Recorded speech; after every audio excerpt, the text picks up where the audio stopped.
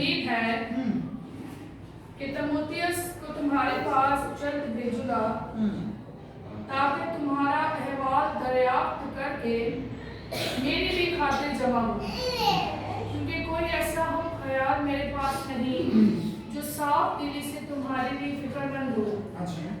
सब अपनी अपनी बातों की फिक्र में है, न कि यीशु मसीह की। लेकिन तुम उसकी पुख्तगी से वाकिफ हो कि जैसे बेटा बाप की खिदमत करता है, वैसे ही उसने मेरे साथ खुशखबरी फैलाने में खिदमत की। बस मैं उम्मीद करता हूँ कि जब अपने हाल का अंजाम मालूम कर लूंगा तो उसे फौरन भेज दूंगा। आमीन। खुदावंद के कलाम के पढ़े और सुने जाने पर खुदावंद का शुक्र।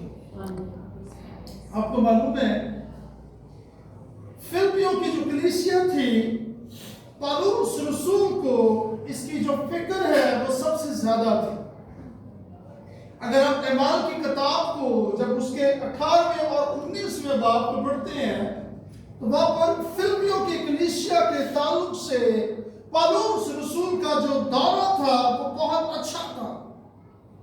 और फिलिपियों के अंदर ऐसे ईमानदार मौजूद थे जो यीशु मसीह से बड़ा प्यार करते थे।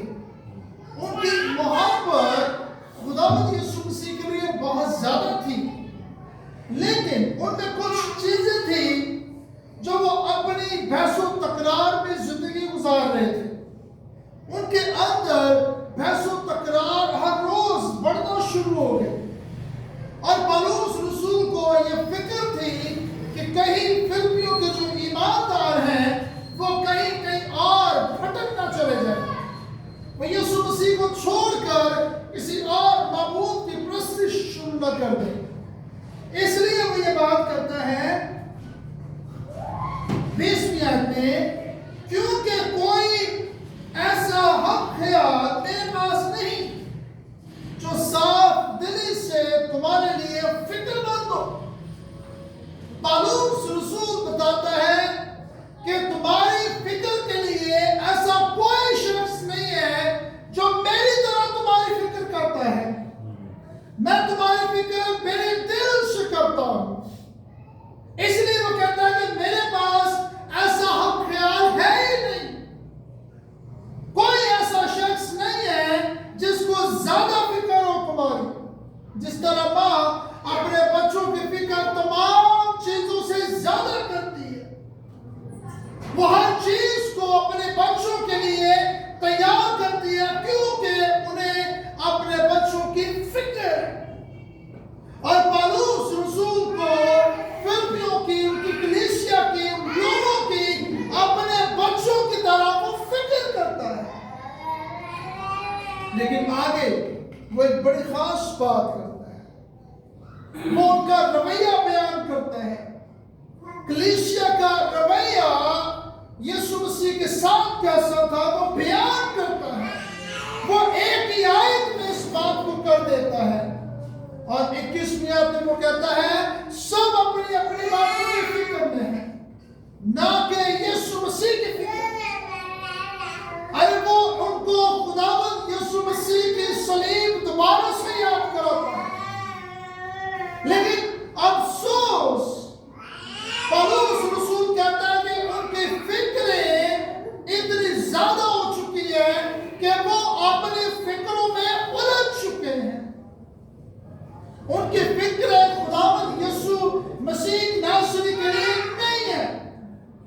अपनी फिक्र उनकी जिंदगी में कब्जा कर चुकी है। और अगर आप इसकी 15वीं आयत को जरा देखिए तो वहां पे क्या लिखा है, ताकि तुम बेऐब और भोले होकर टेढ़े और कजरू लोगों में खुदा के बेनुक्स फर्जंद बने रहो, जिनके दरमियान तुम दुनिया में चिरागों की तरह दिखाई देते हो। क्योंकि फिलिपियों की कलीसिया में ऐसे लोग मौजूद थे जो बिदअत को पसंद करते थे।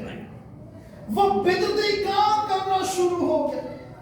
लेकिन जो ईमानदार थे, पौलुस रसूल कहता है तुम उनके लिए चिरागों की मानत, क्योंकि चिराग अंधेरे में रोशनी करता है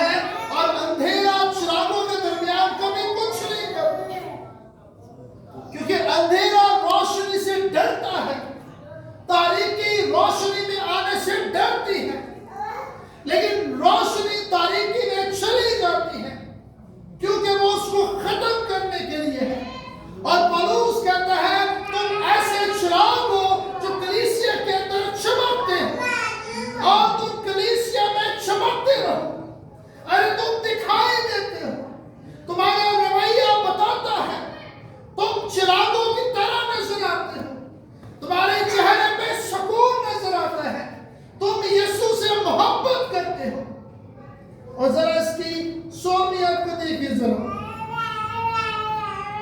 یہ بڑی کمال کی بات ہے۔ اور زندگی کا کلام پیش کرتے ہو ہاں جی، تاکہ مسیح کے دن مجھے فخر ہو۔ ہاں جی، وہ کیا کہتا ہے؟ تم کس کا کلام پیش کرتے ہو؟ زندگی کا۔ زندگی کا کلام، کیونکہ اس کلیسیا میں ایماندار کھڑے ہو چکے تھے جو پالوس رسول کے حقیقی شاگردوں میں سے تھے۔ اور اگر آپ فلپیوں کا پورا خط پڑھیں تو اس کے آخری ابواب میں پالوس ان شاگردوں کے نام لکھ رہا ہے اور وہ بتا رہا ہے کہ کس طرح انہوں نے میری مدد کی ہے جب میں فلپیوں میں تھا، جب میں خدمت کرتا تھا، یہ کیسے میرے ساتھ کھڑے تھے۔ اور اس لیے وہ کہتا ہے کہ تم زندگی کا کلام پیش کرتے ہو۔ اور آگے کیا کہتا ہے؟ نہ میری دوڑ دھوپ میں بے فائدہ ہوئی، ہاں نہ میری محنت اکارت گئی۔ ہاں جی، وہ کیا کہہ رہا ہے؟ جو کچھ میں نے تمہارے درمیان کیا وہ بے فائدہ، بلکہ وہ رنگ لے کر آ گیا۔ ارے اس نے تو کمال کر کے دکھا دیا، کیونکہ پالوس اب روم میں موجود ہے، اب وہ فلپین کے کلیسیا کے درمیان نہیں ہے، اب روم کی قید کے اندر ہے، اب وہ صرف اپنے قلم سے خط لکھ رہا ہے، وہ ان کا حال دریافت کرتا ہے، اور اس کے لیے وہ اپنے بیٹے، اپنے سب سے پیارے شاگرد تیموتھیوس کو بھیجتا ہے، کیونکہ جتنا بھروسہ وہ تیموتھیوس پہ کرتا ہے اتنا کسی پہ نہیں۔ ایون سیلاس اس کے ساتھ قید میں رہا، تیموتھیوس قید میں نہیں رہا، لیکن سیلاس قید میں تھا، وہ اس پر بھی اتنا بھروسہ نہیں کرتا، کیونکہ تیموتھیوس کا جو ریلیشن تھا پالوس کے ساتھ وہ بڑا قریبی تھا، اور وہ اس کی ماں اور اس کی نانی کی وجہ سے تھا۔ اس لیے جب آپ تیموتھیوس کا خط پڑھتے ہیں تو وہ شروع میں کہتا ہے کہ میں نے تیرے ایمان کو تیری ماں اور تیری نانی جیسا پایا ہے، کیونکہ یہ دونوں خاتون بڑی ایماندار تھی، یہ بڑی اچھی تھی، بڑی راست باز تھی، اور وہ چاہتا ہے کہ تیرا ایمان تیری ماں اور تیری نانی جیسا ہو جائے۔ اس لیے وہ تیموتھیوس سے محبت کرتا ہے، لیکن تیموتھیوس میں کچھ چیزیں تھیں، کیونکہ وہ شرماتا بہت تھا، وہ بہت شرمیلا تھا۔ تاریخ بتاتی ہے تیموتھیوس بڑا خوبصورت، بڑا پر نوجوان شخص تھا، لیکن اس میں ایک چیز تھی، وہ بڑا شرمیلا تھا۔ جب ہر بندہ کڑیاں تو شرماتا ہے نا، وہ بھی بڑا شرمیلا تھا، لیکن وہ بات کرنے میں بڑا سیدھا تھا، وہ بڑی اچھی بات بڑے اچھے طریقے سے بتاتا تھا۔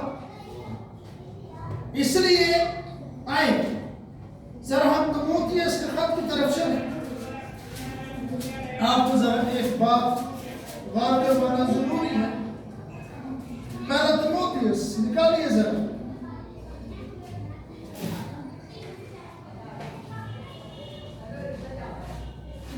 جی ہاں، پہلا باب نکالیے، 5ویں آیت۔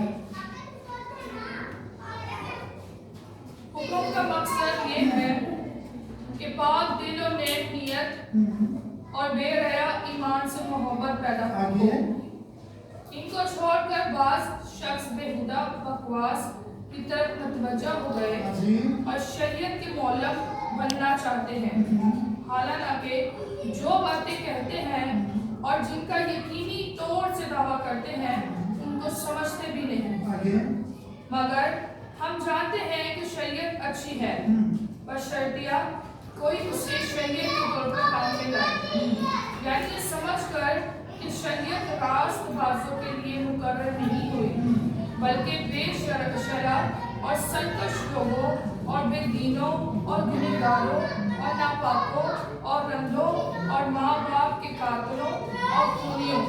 ہاں جی، یہاں پر آگے اور بہت ساری باتیں ہیں۔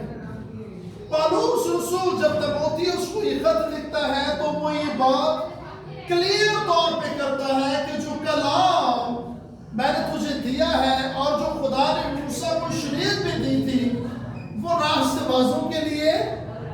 वो नहीं थी, वो सब कुछ लोगों के लिए थी। हमने पीछे भी पढ़ा कि कलीसिया में ऐसे ईमानदार थे जो इसका भी सीजन है, और आपको मालूम है कि मैं क्रिसमस सीजन के अंदर मैं सांता क्लॉज के खिलाफ हूं। मैं इन चीजों को फॉलो ही नहीं करता, क्योंकि बाइबल फॉलो नहीं करती, इसलिए मैं भी नहीं करता।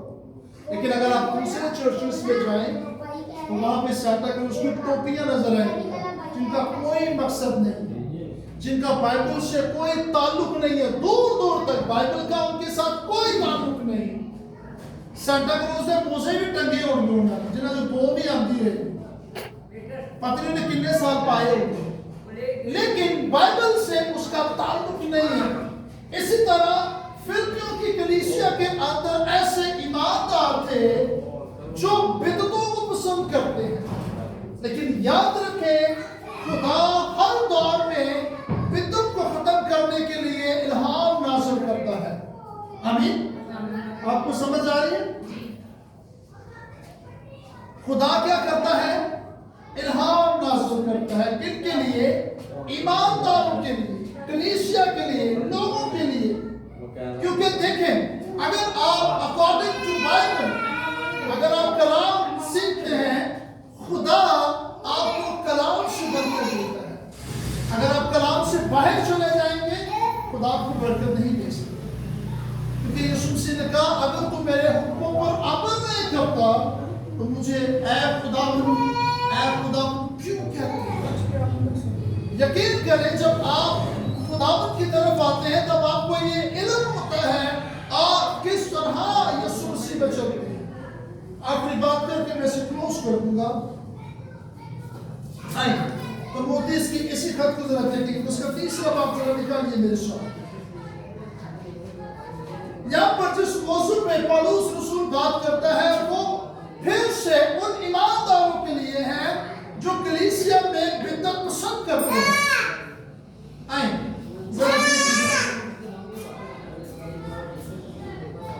तीसरा बात,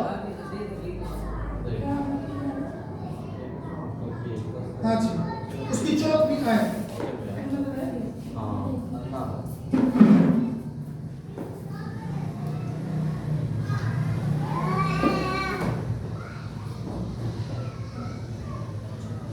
जी मैं आपकी पढ़ता हूँ।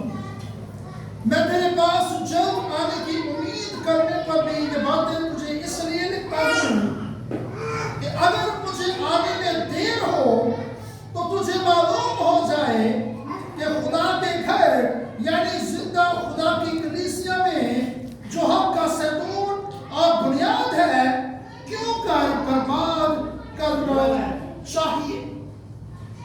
पौलुस रसूल ये बात फिर से दोहरा रहा है कि ऐसे ईमानदारों को कलीसिया में रहने की इजाजत नहीं है, क्योंकि वो खुदा के घर को बर्बाद करने की कोशिश करते हैं, वो लोगों को इधर उधर भटकाने की कोशिश करते हैं, वो उनको नई रस्मों में जबरदस्ती लेकर आने में उनकी मदद करते हैं। इवन अगर आप बगैर खुदा के उस बाइबल की जो रस्म है अगर आप उसमें शामिल होते हैं आप एक बहुत बड़े बिदअती हैं। इसलिए हम क्रिसमस सीजन क्यों मनाते हैं? यीशु मसीह की पैदाइश, हाँ जी, हम यीशु मसीह की पैदाइश को मनाते हैं, हम किसी और चीज को तो नहीं मनाते। हमारा एक मकसद है, एवं वो तमाम चर्चेस का है, लेकिन कुछ चर्च यीशु की पैदाइश को कम और अपनी एक्टिविटी में ज्यादा मनाते हैं। यीशु की पैदाइश कलीसिया के लिए सबसे बड़ा पैगाम है। अगर आप यीशु की पैदाइश नहीं मना रहे, इसका मतलब यह है आप यीशु के साथ नहीं हैं। आमीन। आइए अपनी आंखें बंद करें, अपने सोच